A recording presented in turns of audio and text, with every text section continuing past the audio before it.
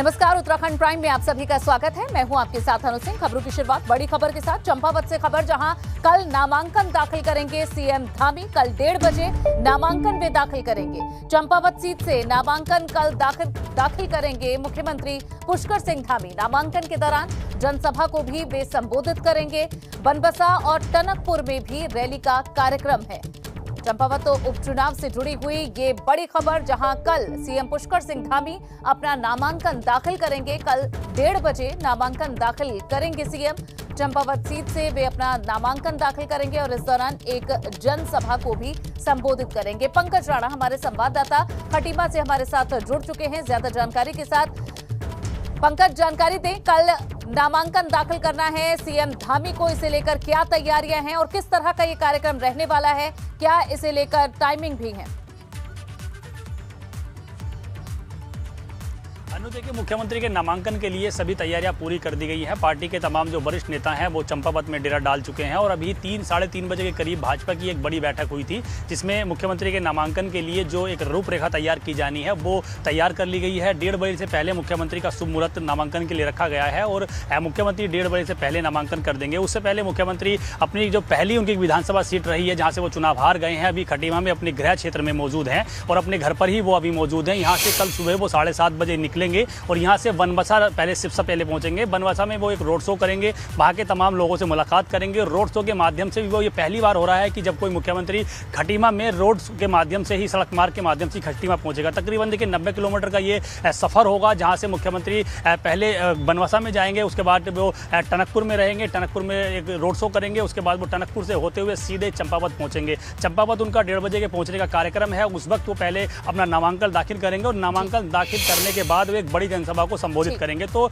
ये कह सकते हैं कि नामांकन के लिए देखिए मुख्यमंत्री की पूरी तैयारी कर ली गई है। तमाम नेताओं की वहाँ ड्यूटी लगाई गई है। जो प्रदेश प्रभारी हैं दुष्यंत गौतम वो पहुंच जाएंगे। उसके अलावा रेखा वर्मा वहाँ पहुंची हुई हैं। जो प्रभारी मंत्री बनाए गए हैं चंपावत के, चंदन रामदास, वो मौजूद हैं और कैबिनेट मंत्री सौरभ बगुड़ा भी वहाँ पहुँच चुके हैं। और जो संगठन महामंत्री हैं संजय कुमार, उन्होंने एक बड़ी बैठक की है, उसको पूरी तरह से रणनीति तैयार कर ली गई। और सबसे महत्वपूर्ण बात मैं ये बता दूं, क्योंकि जिस तरह से कांग्रेस ने अपना एक कैंडिडेट खड़ा किया है, महिला को कैंडिडेट उतारा है, कांग्रेस के तमाम जो बड़े नेता हैं वो चंपावत सीट के जो ऐसे नेता हैं जो कांग्रेस के लिए पहले काम कर रहे थे, वो कांग्रेस छोड़कर भाजपा में शामिल हो चुके हैं। तो ये कह सकते हैं कि एक जो रणनीति भाजपा बना रही थी मुख्यमंत्री को लेकर, चंपावत पूरी सीट पर किलेबंदी बनाने के लिए पूरी तरह से वहां पर एक रणनीति तैयार कर दी गई है, किलेबंदी कर दी है कि भाजपा के इस किलेबंदी को कांग्रेस बिल्कुल न साध सके। तो यहाँ दिख रहा है कि भाजपा ये चुनाव लड़ने जा रही है। पंकज, शुक्रिया इस पूरी जानकारी के लिए आपका। सीएम पुष्कर सिंह धामी कल चंपावत सीट से नामांकन दाखिल करने जा रहे हैं। नॉमिनेशन से पहले ही सीएम पुष्कर सिंह धामी ने मां गंगा की आराधना कर जीत का आशीर्वाद भी लिया।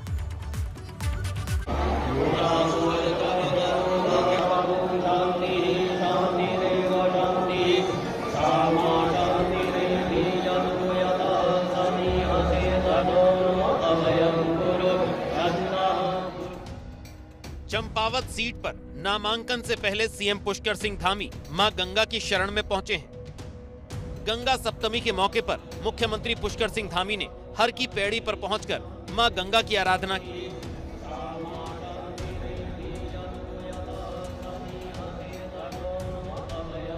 इस दौरान मुख्यमंत्री ने मां गंगा से 4 धाम यात्रा को विधिवत रूप से चलने की कामना की। तो वहीं सीएम ने चंपावत सीट पर होने जा रहे उपचुनाव के लिए जीत का आशीर्वाद भी लिया। मां गंगा के आशीर्वाद से सभी की यात्रा आईडी थोड़ी नीचे सरल हो, सुगम हो, सभी का स्वास्थ्य अच्छा रहे, हमारी यात्रा बिना विघ्न बाधा के चले, क्योंकि 2 सालों बाद यात्रा हो रही है और सभी यात्री सकुशल आए, सकुशल जाए, साथ में हमारा प्रदेश भी आगे बढ़े। मैंने मां गंगा से प्रार्थना की है कि मां गंगा का आशीर्वाद हमारे ऊपर बना रहे, सारे कार्य बिना विघ्न बाधा के संपन्न। मां गंगा का आशीर्वाद हमेशा से हम लोगों के साथ है। जैसे मां गंगा निर्मल और शीतल होकर सबका कल्याण करती है, हम सबका कल्याण करती है। सीएम पुष्कर सिंह धामी के साथ उनकी पत्नी गीता धामी भी मौजूद थी। उन्होंने भी मां गंगा की आराधना की। मुख्यमंत्री पुष्कर सिंह धामी चंपावत सीट से उपचुनाव लड़ रहे हैं। 9 मई को मुख्यमंत्री अपना नामांकन दाखिल करेंगे। मुख्यमंत्री ने मां गंगा की आराधना कर जीत का आशीर्वाद लिया है। चंपावत उपचुनाव का रण अब सज चुका है। मुख्यमंत्री पुष्कर सिंह धामी 9 मई को नामांकन दाखिल करने जा रहे हैं। कांग्रेस की ओर से निर्मला गहतोड़ी को चंपावत चुनाव के लिए मुख्यमंत्री के सामने उतारा गया है और कांग्रेस का ये कहना है कि महिला कैंडिडेट होने के साथ वो एक ब्राह्मण चेहरा भी हैं, लेकिन मुख्यमंत्री हैं और मुख्यमंत्री के लिए चुनाव जीतना इसलिए महत्वपूर्ण है क्योंकि वो चुनाव जीतकर ही विधानसभा के सदस्य बनेंगे। चंपावत सीट पर वैसे तो सीएम को टक्कर मिलने की कम ही संभावना है, मगर ये चुनाव है, इसमें सियासत के ऊंट किस करवट बैठ जाए कुछ कहा नहीं जा सकता है। एबीपी गंगा के लिए हरिद्वार से रोहित सिखोला के साथ देहरादून से पंकज राणा की रिपोर्ट। वहीं सीएम पुष्कर सिंह धामी नैनीताल के दौरे पर भी पहुंचे। इस दौरान सीएम धामी ने रविंद्रनाथ टैगोर के 161वें जन्मोत्सव वर्ष समारोह में शिरकत की।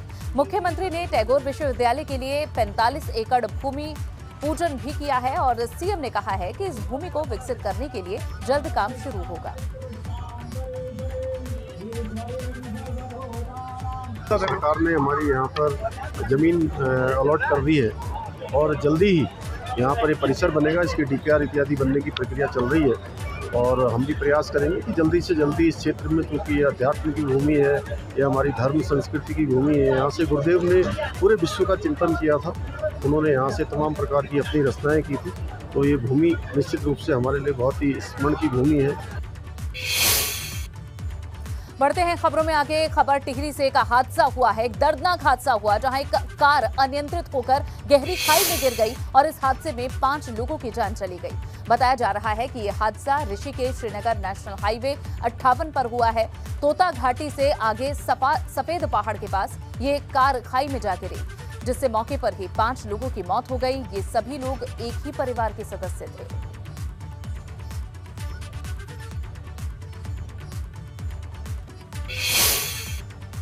वहीं टिहरी हादसे पर सीएम धामी ने भी दुख जताया है। हादसे में 5 लोगों की मौत पर शोक जताया गया है।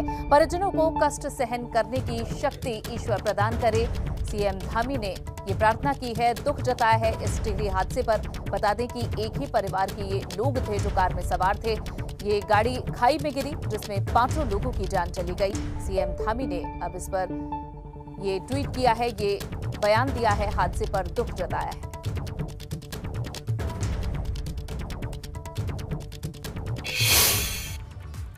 पढ़ेंगे आगे। बद्रीनाथ धाम के कपाट खुलने के साथ ही अब 4 धाम यात्रा का विधिवत आगाज हो चुका है। अब 4 धामों के कपाट खुल चुके हैं, इसीलिए 4 धाम यात्री 4 धाम जाकर अब पुण्य कमा सकते हैं। आपको बता दें कि 3 मई को ही गंगोत्री और यमुनोत्री धाम के कपाट खुले थे, जबकि 6 मई को केदारनाथ धाम और 8 मई यानी आज बद्री विशाल के कपाट भी खुल चुके हैं। तो ये 5 तस्वीरें आपके सामने। आज सुबह 6:15 बजे बद्री विशाल के द्वार भी खुल चुके हैं। विधिवत तरीके से अब 4 धामों के द्वार श्रद्धालुओं के लिए खुल चुके हैं, जहां सभी श्रद्धालु अब पुण्य कमा सकेंगे 4 धामों की यात्रा कर। बद्रीनाथ धाम के कपाट तीर्थ यात्रियों के लिए खोल दिए गए हैं। सुबह 6:15 बजे बद्रीनाथ धाम के कपाट खोल दिए गए। अब तीर्थ यात्री अगले 6 महीने तक बद्री विशाल के दर्शन कर सकेंगे।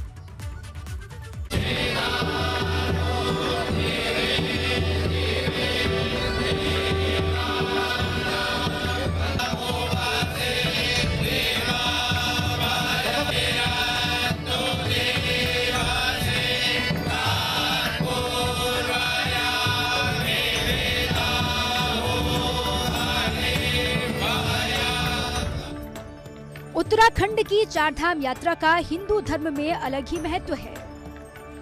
हिंदू धर्म के अनुयायी 4 धाम यात्रा के दौरान उत्तराखंड में स्थित 4 तीर्थ गंगोत्री, यमुनोत्री, केदारनाथ और बद्रीनाथ की यात्रा करते हैं। बद्रीनाथ धाम के कपाट खुलने के साथ ही अब 4 धाम यात्रा की विधि विधान के साथ शुरुआत हो गई है।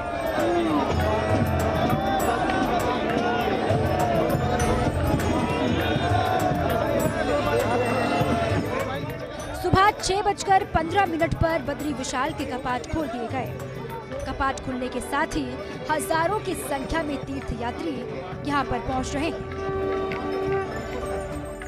दिव्य दर्शन हुए हैं, बहुत अच्छा लग रहा है और पहली बार मैं आई हूँ और मंदिर को देख के मैंने बस सुना था अपने हस्बैंड से कि भाई बहुत अच्छा मंदिर है, लेकिन आज पहली बार मैंने देखा है तो मुझे बहुत खुशी हो रही है, बहुत अच्छा लग रहा है। बहुत सुंदर दर्शन है, मैंने भी पहली बार दर्शन किए हैं और इतना सुंदर भव्य रूप आज तक नहीं देखा, मतलब कल्पना नहीं कर सकते इस चीज की। बहुत सुंदर और बहुत यात्रा भी बहुत अच्छी है।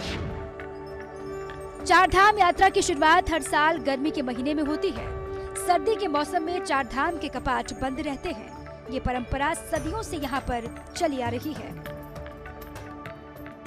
बद्रीनाथ भगवान विष्णु को समर्पित धाम है, जिनकी हिंदू धर्म में बड़ी महिमा है। हिंदुओं के मन में बद्री धाम के प्रति आस्था हर साल उन्हें हजारों मील से खींच कर लाती है। प्राचीन शैली में बना भगवान विष्णु का ये मंदिर काफी विशाल है। कहा जाता है कि इस मंदिर का निर्माण आदि गुरु शंकराचार्य ने 8वीं सदी में करवाया था। ऐसी भी मान्यता है कि गढ़वाल के राजा ने 16वीं सदी में मूर्ति को उठवाकर मंदिर में रखकर इस मंदिर की स्थापना की। ये मंदिर 3 भागों में विभाजित है, जिसमें गर्भगृह, दर्शन मंडप, सभा मंडप शामिल है।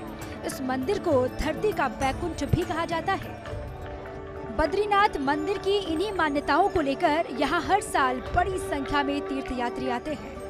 हिंदू अनुयायियों के लिए बद्री धाम आस्था का प्रमुख केंद्र है। एबीपी गंगा के लिए बद्रीनाथ धाम से विनोद कुमार की रिपोर्ट।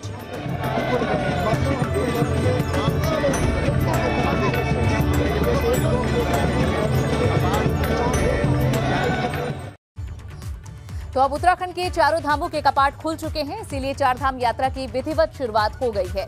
अगले 6 महीने तक चार धाम यात्री अब आ सकेंगे यहाँ। इस दौरान तीर्थ यात्री चार धामों के दर्शन कर सकेंगे।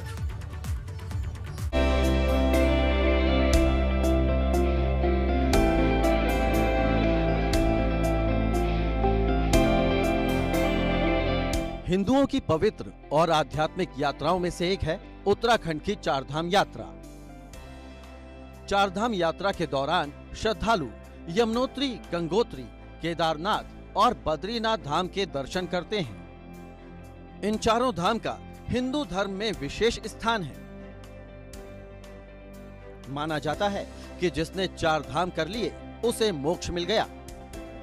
धर्म ग्रंथों में इन स्थानों से जुड़ी कई पौराणिक मान्यताएं हैं। उत्तराखंड के चार धाम का पौराणिक ग्रंथों में विशेष महत्व बताया गया है। मान्यता है कि ये चार धाम ऐसे हैं जहां आकर लोग अपने पापों से मुक्ति पा सकते हैं। केदारनाथ में भगवान शिव की आराधना होती है, जबकि बद्रीनाथ भगवान विष्णु को समर्पित धाम है। माना जाता है कि जो कोई केदारनाथ धाम की यात्रा किए बगैर बद्रीनाथ धाम की यात्रा करता है उसे यात्रा का फल नहीं मिलता है। चमोली जिले में अलकनंदा नदी के किनारे नर और नारायण 2 पर्वत श्रेणियों के बीच स्थित है भगवान विष्णु का धाम बद्रीनाथ। इसे पंच बद्री में से एक कहा जाता है। उत्तरकाशी जिले में स्थित गंगोत्री धाम में मां गंगा की आराधना होती है, जबकि यमुनोत्री धाम में मां यमुना को पूजा जाता है। इन चारों ही धाम को लेकर हिंदुओं के मन में अटूट आस्था है। यही आस्था देश के लाखों श्रद्धालुओं को इन तीर्थों तक खींच लाती है। एबीपी गंगा के लिए अजीत सिंह राठी की रिपोर्ट।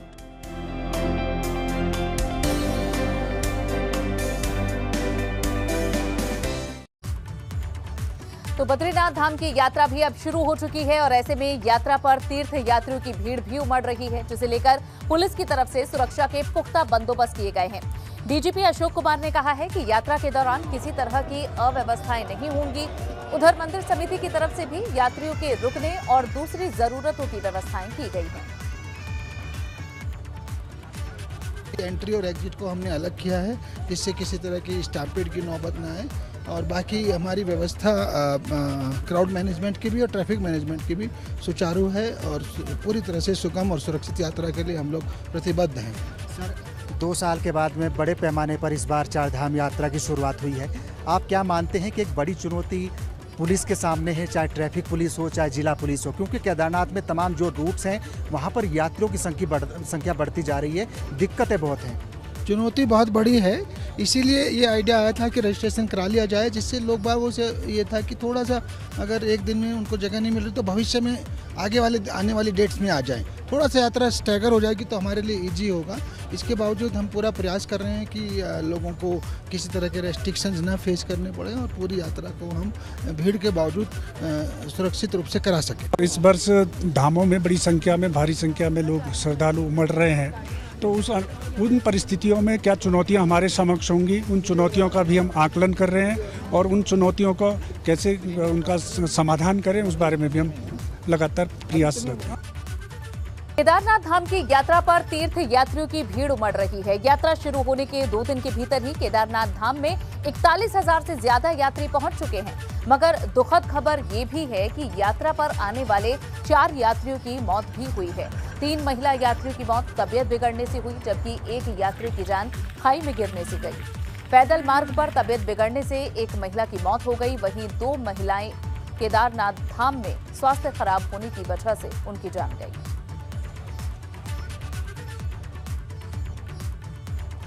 केदारनाथ धाम में इस वक्त कड़ाके की ठंड पड़ रही है, लेकिन कितने ही तीर्थ यात्री बगैर जानकारी के ही केदारनाथ धाम आ रहे हैं। केदारनाथ आने वाले तीर्थ यात्रियों में सबसे ज्यादा शिकायत यहां हाइपोथर्मिया की है। डॉक्टर सलाह दे रहे हैं कि यात्री अपना हेल्थ चेकअप कराकर ही यात्रा पर आएं। अगर किसी को हार्ट से जुड़ी हुई समस्या है तो यात्रा पर आने से परहेज करें। इसके साथ ही अपने साथ ठंड से बचाव के लिए गर्म कपड़े जरूर लेकर चलें।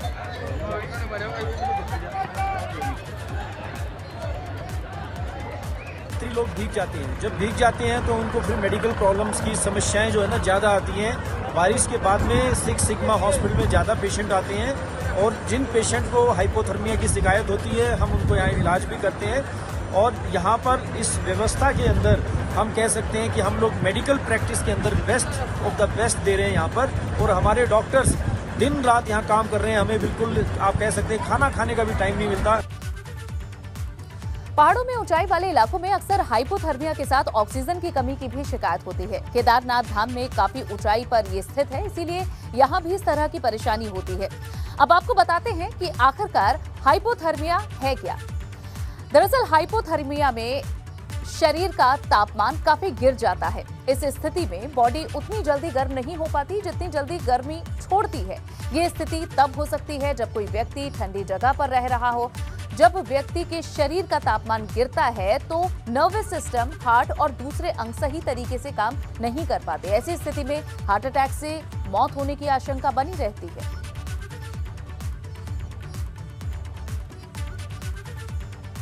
तो हाइपोथर्मिया की शिकायत काफी लोगों में दिखती है और कभी ये जानलेवा भी साबित हो सकती है। ऐसे में दिए गए निर्देशों का जरूर यात्री ध्यान रखें। गर्मी के मौसम में भी उत्तराखंड में मानसून जैसे हालात नजर आ रहे हैं। नैनीताल के भीमताल में मूसलाधार बारिश के बाद जलभराव ऐसा है कि बरसाती नालों में सैलाब आ गया और सड़कें तालाब नजर आने लगी।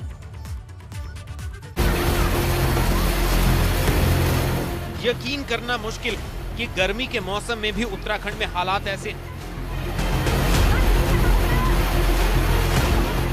तस्वीरें देखिए, पानी कैसे बह रहा है, लग रहा है मानो मॉनसून सीजन आ गया। ये तस्वीरें भीमताल इलाके की। मूसलाधार बारिश के साथ बरसाती नालों में उफान आ गया। देखते ही देखते सूख चुके बरसाती नाले पानी से लबालब हो गए और लोग दहशत में आ गए।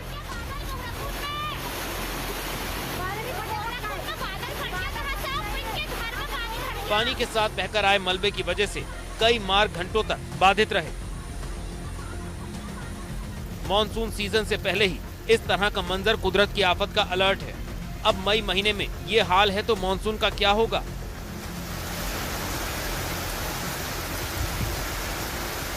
पानी के साथ बहकर आया मलबा ग्रामीणों के घरों तक में घुस आया, जिससे घरों में रखा सामान भी खराब हो गया। एबीपी गंगा के लिए नैनीताल से कमल जगाती की रिपोर्ट।